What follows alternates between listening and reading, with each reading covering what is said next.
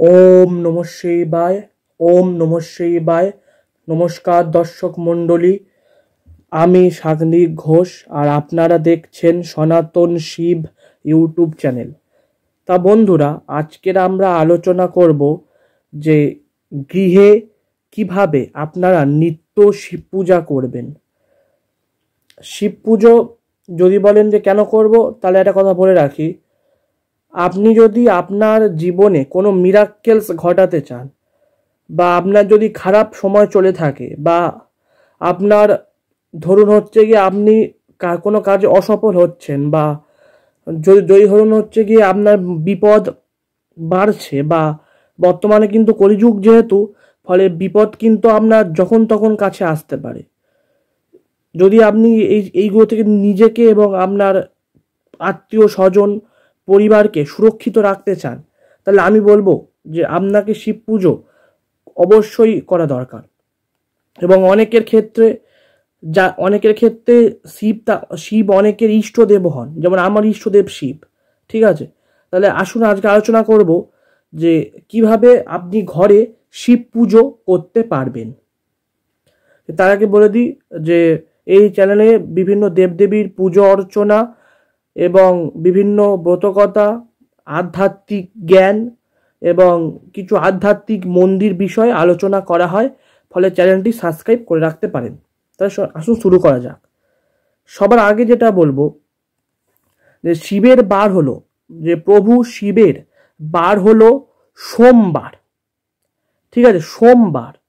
ফলে আপনাদের উচিত আপনি সারা সপ্তাহে শিবের পুজো করুন বা না করুন, বা করতে পারুন বা নাই পারুন, সোমবার যেন অবশ্যই শিবের পুজো করা হয়। সোমবার দিন আপনাদেরকে শিবের পুজো করতেই হবে বা করা উচিত। ঠিক আছে, কি করবেন সেটা বলি। সোমবার দিন শিবের পুজো কিভাবে করতে হয় সেটা আলাদাভাবে বলবো, আর বাকি সপ্তাহে বারগুলো কিভাবে পুজো করতে পারবেন আপনারা সেটা আমি আলাদা করে বলবো। সোমবার দিন খাতায় আপনারা যেটা বলছি আমি খাতায় নোট করে নেবেন, বা যদি মনে রাখতে পারেন খুব ভালো হয়, কিন্তু খাতায় নোট করে রাখলে ভালো হয়। তাহলে যেটা বলছি সেটা শুনে নিন। সোমবার দিন কি করবেন, একটি বাড়িতে একটি শিবলিঙ্গ আশা করি প্রত্যেকের আছে, প্রত্যেক সনাতনীদের ঘরেই শিবলিঙ্গ থাকে, একটি ছোট শিবলিঙ্গ। সেইখানে কি করবেন, চন্দন দিয়ে শিবলিঙ্গটা কপালে 3টে আঁকবেন, তিলক আঁকবেন। এরকম এইরকম যে শিবের কপালে তিলক থাকে, ওই 3টে শিবের কপালে তিলক আঁকবেন। এবং সোমবার দিনকে শিবকে দই, দুধ, ঘি এবং মধু মাখিয়ে স্নান করাবেন। কি বললাম? দুধ, ঘি, মধু মাখিয়ে শিবকে স্নান করাবেন, এবং শিবের লিঙ্গতে জল ঢালার সময় ওম নমঃ শিবায় মন্ত্রটি বলবেন এবং জল ঢালবেন। ঠিক আছে, এবং সোমবার দিন যদি সম্ভব হয় তাহলে শিবের কাছে একটি বেলপাতা অর্পণ করবেন, এবং একটি নীল ফুল বা আকন্দ ফুল, নীল বলতে অপরাজিতা ফুল দিলে খুব ভালো হয়, এবং আপনি আকন্দ ফুলও দিতে পারেন। এই দুটো ফুল শিবের খুব প্রিয় সোমবার দিন কিন্তু। ঠিক আছে, এবং যদি সম্ভব হয় সোমবার দিনকে ওম নমঃ শিবায় মন্ত্রটি 108 বার চ্যান্টিং করবেন, যদি সম্ভব হয়। সবার ক্ষেত্রে সম্ভব হয় না, যদি সম্ভব হয় তাহলে 108 বার 108 বার ওম নমঃ শিবায় মন্ত্রটি চ্যান্টিং করবেন। এবং সোমবার দিনকে আপনার এগুলো যদি ব্রহ্ম সময় করতে পারেন, ব্রহ্ম সময় মানে ভোর 4টে থেকে, অ্যাকচুয়ালি ভোর 3:45 থেকে, ভোর 4টে থেকে 6:30 পর্যন্ত, এই সময়টাকে বলে ব্রহ্ম সময়। এই সময়টা যদি আপনি সোমবার দিনকে এই শিবের যেরকম বললাম এরকম পুজো করতে পারেন, তাহলে শিব অত্যন্ত সন্তুষ্ট হবেন। তাহলে কি বললাম, যে আপনারা যে শিবলিঙ্গকে আপনারা প্রথমে ওই অভিষিক্ত করবেন, ওই চন্দন বা বলুন বা তিলক মাটি যাই বলুন, কপালে তিলক কাটবেন 3টে শিবের। তারপরে দুধ দিয়ে চান করাবেন, ঘি মধু মাখাবেন, মাখিয়ে জল দিয়ে স্নান করাবেন শিবকে।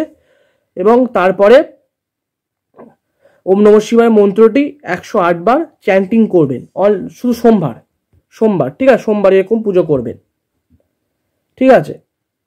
এবং কি আকন্দ ফুল আর অপরাজিতা ফুল, এই দুটো যে কোনো একটা ফুল অর্পণ করবেন শিবের কাছে এবং বেলপাতা অর্পণ করবেন। আচ্ছা, এবার বলি যে প্রতিদিনকার, মানে সোমবারটা বাদে বাকি যে 6টা দিন পরে, সোমবার বাদে যে 6টা দিন পরে, এই 6টা দিনের পুজো আপনি কিভাবে শিবের কাছে করবেন। আচ্ছা, সোমবার দিনটা বললাম কি ব্রহ্ম সময় পুরোটা করার চেষ্টা করুন, কারণ ব্রহ্ম সময় শিব অ্যাক্টিভ থাকেন, ফলে ব্রহ্ম সময় করলে ভালো হয়। আচ্ছা, এইবার যে এবার দিন বাকি বারগুলো, বাকি 6 দিন শিবের পুজো কিভাবে করবেন, কোনো বাধ্যবাধকতা নেই, একইভাবে করতে পারেন। এবং যে বাকি বারগুলো কি করবেন, আপনারা শিবলিঙ্গটাকে জল দিয়ে স্নান করাবেন এবং সেই জল ঢালতে ঢালতে বলবেন ওম নমঃ শিবায়, ওম নমঃ শিবায়, ঠিক আছে। যেমন ফুল, অপরাজিতা ফুল অর্পণ করবেন, আপনি অপরাজিতা ফুলও অর্পণ করতে পারেন, এবং বা আপনি আকন্দ ফুলও অর্পণ করতে পারেন, আপনি বেলপাতাও অর্পণ করতে পারেন। সোমবার দিন করতে হবে, কিন্তু বাকি বারগুলো করার কোনো বাধ্যবাধকতা নেই। আপনি যদি বাকি বারগুলো পারলে ওম নমঃ শিবায় মন্ত্র প্রতিদিন জপ করতে পারেন, করতেই হবে এটা বলছি না, জপ করতে পারেন। সোমবার কিন্তু করতেই হবে, বাধ্যকতা আছে, কিন্তু বাকি বারগুলো নাও আপনি করতে পারেন, ঠিক আছে। এবং সর্বশেষ যেটা বলবো যে বাকি বারগুলোতে আপনি মা দুর্গার উদ্দেশ্যে প্রণাম জানাবেন, শিবের উদ্দেশ্যে প্রণামটা জানাবেন, মা দুর্গার উদ্দেশ্যে প্রণাম জানাবেন, শিব ভক্ত যেমন নন্দী ফিরিঙ্গির উদ্দেশ্যে প্রণাম জানাবেন এবং ফুল নিবেদন করবেন, মা দুর্গার উদ্দেশ্যে ফুল নিবেদন করবেন। এবং ওম নমঃ শিবায় মন্ত্রটি যদি হচ্ছে গিয়ে আপনি বাকি 6 দিন যদি ওম নমঃ শিবায় মন্ত্র আপনি 108 বার জপ না করতে পারেন, তাহলে কোনো সমস্যা নেই, আপনি অন্তত 25 বার জপ করবেন, 25 বার আপনি জপ করবেন ওম নমঃ শিবায় মন্ত্রটি। যদি আপনি এইভাবে 1 মাস আপনি শিবের পুজো করে দেখুন, আপনার জীবনে মিরাক্কেলস ঘটবে, আমি বলে দিচ্ছি। এবং যদি হচ্ছে কি আমরা জানতে চান যে শিবের আরো দুটো ওম নমঃ শিবায় বাদে আরো দুটো শিবের মিরাক্কেলস মন্ত্র আছে, আরো দুটো শিবের মিরাক্কেলস মন্ত্র আছে, যে দুটো পাঠ করলে আপনার জীবনে মিরাক্কেলস ঘটতে থাকবে। সেই দুটো মন্ত্র আমি পরে এক ভিডিওতে বলবো, আপাতত এখানে শেষ করছি। আশা করি আপনাকে আমি বুঝিয়ে দিলাম কিভাবে শিব পূজা করতে হয়।